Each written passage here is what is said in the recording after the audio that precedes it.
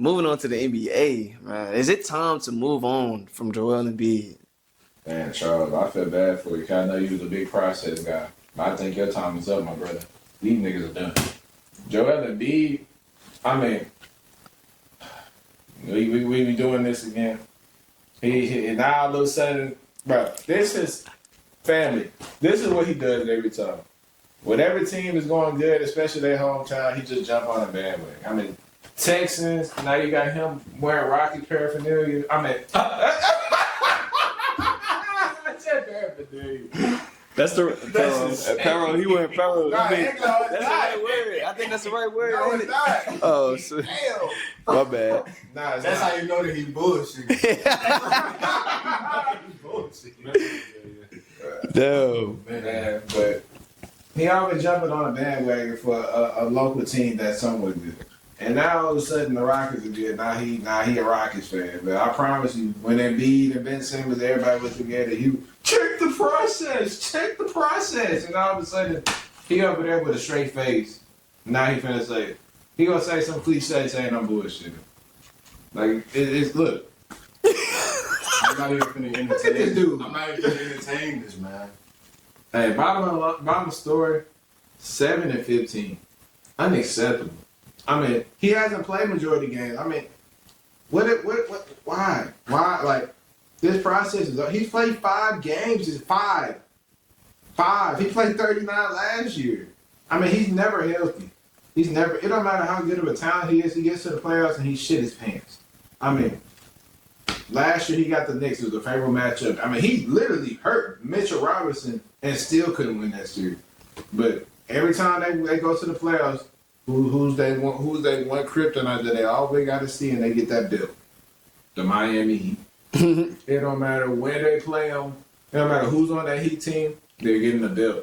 And you paying Joel Embiid all this money. He's an MVP. He's a numerous time first team All NBA type of player. Yeah. If he's healthy. But the problem is he's never healthy enough to play a full 82 game season. And we're not even asking you to play 82. Give me 68. And we're perfectly fine. But he can barely even make it to that mark. Give me 50, I'll be happy. I mean, reports coming out that he's late to meetings. He's the worst type of teammate to have. You can't hold him accountable. I mean, damn. What are we doing with him? Like, Joel Embiid is a great player. He can get to it. Like, he's a top 5 NBA player in the league right now. But are you really gonna sit here and say, I'm gonna sit around and wait for a 30-year-old who has the body as an 80-year-old that continuously injured? We're just gonna be like, let's continue this process. We brought in 34-year-old Paul George for 4 years, and we gave you young Tyrese Maxey, go win.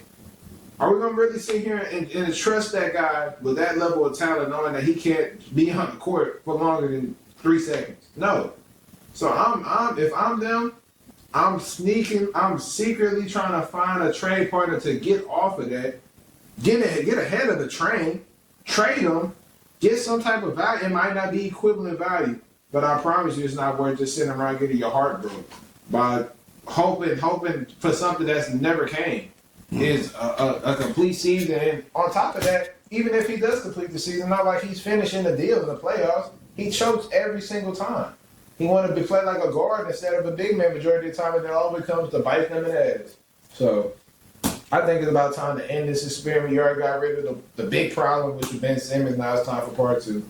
And build with your young star, Tyrese Maxey, and bring in other guys to complement him. Not bringing in guys to complement the guy that barely plays half your season. Yeah, it's tough. I think with him, it's just like, this is his 3rd series of a dynastic duo for him. Like, he started off with Ben Simmons. That didn't work out. So they ended up getting him James Harden. That didn't work out. Now they looked up into the draft and Tyrese Maxey, and they got him Paul George. And albeit anything can happen towards the end of the season, but from the looks of it, we could kind of predict that it's not working out. I mean, what's their ceiling this year with the start of their record? You said they're 7 and 15 right now. Mm-hmm. What are we projecting them to be at the end of the season? What, like 7 seed, playing, maybe 6? I'll probably get they might be 9, 10. I mean, it don't look promising. Like, it don't look promising at all, bro. It doesn't. And the thing is, like, you want to secretly get rid of Joel Embiid, but the thing is, he's in such a unique situation because of a unique position he's in.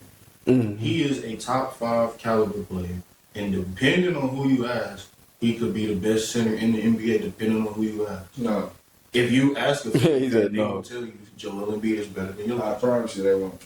Hey, ask them. Sure. Ask them, and they'll defend that MVP in a heartbeat. But with that being said, when you have needs that somehow are worse than Kawhi Leonard's, and Kawhi hasn't touched the floor since April of last season. Damn. 300 pounds, so. That exactly. And he's athletic as hell. I will give him credit for that, but like when you in that position and you are doing all of these things and you still can't find a way to get on the floor for majority of the season, all these injuries, all these issues, all these problems that you give the organization, it's like, what value do you provide, no matter how talented you are? Because the best ability that you have is availability. If hypothetically speaking, if I were to be the best member on this podcast, and I'm just saying hypothetically, right? What purpose do I serve if I'm never here? If I never show up? If I don't do anything that contributes to us, other than just say, hey, I'm a member. Like, that doesn't do nothing for us. Just like Joel isn't doing anything for the Sixers when he's not available. I mean, they talk about him limiting himself to no back-to-backs when that's been a staple in almost everybody's career that's ever stepped into the NBA. That's an issue. And for his health's sake, I mean, like, for some reason, he just got to figure out what the hell it's going to take for him to just play majority of the games. We ain't even asking for a lot. We ain't asking for the full 82. We ain't asking for you to qualify for all NBA and all these awards at 65. I'd be happy with just half. And he's not even on pace to do that. No. Like, that's crazy. I mean, you got the likes of this whole team going down the drain from the Sixers standpoint. And then the Sixers obviously wouldn't want to move him because he's financially viable. Like, you're getting rid of an MVP caliber player. That's like, at least in their eyes, probably like the Lakers getting rid of LeBron. Like, there goes your market. So, like, what option do you have if you're Philly if he's not going to get it done in the regular season? He wets the bed in the playoffs. And if you get rid of him, then you lose virtually all interest in the Philly landscape of things. It's tough. It's tough for Philly. I mean, I feel like they got to understand it from the Philly population. They have to understand it from the coaching standpoint, and you know what I'm saying. That's just up to them, really. I mean, shit. These boys done took everything out of our mouth that can be said. Pause. My fault. Hey, look. Anyway, hey, look. Everything. These boys done said. These boys done said everything. You know what I'm saying, that needed to be said about the Joel Embiid situation. You know what I'm saying? So it's like, yeah, we gonna cut that out. But nah, you know what I mean. They done said pretty much everything that needed to be said. I mean, Philly, if it's time to move on from him, you know what I'm saying, go ahead and make that thing and build around Tyrese Maxey. You know what I'm saying? I feel like that guy is your star. You know what I'm saying? So I feel like you need to do what's necessary and build around him. Quick question. Who would, like, realistically want Embiid at this stage? Like, he's valuable, don't get me wrong. He's a top 5 player. But what would be the best situation for him?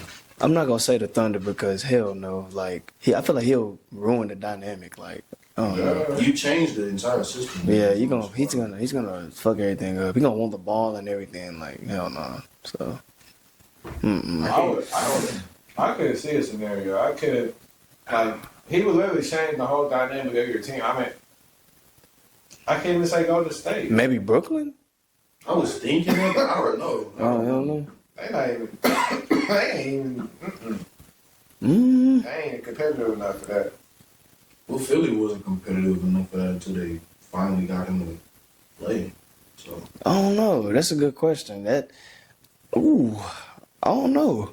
because you got to look at it from a realistic standpoint financially. Do you have the capital? Yeah. And if you don't have the capital, you got to look at it from a realistic standpoint of like, if we can move certain guys, would that benefit us by getting rid of him versus grabbing Embiid?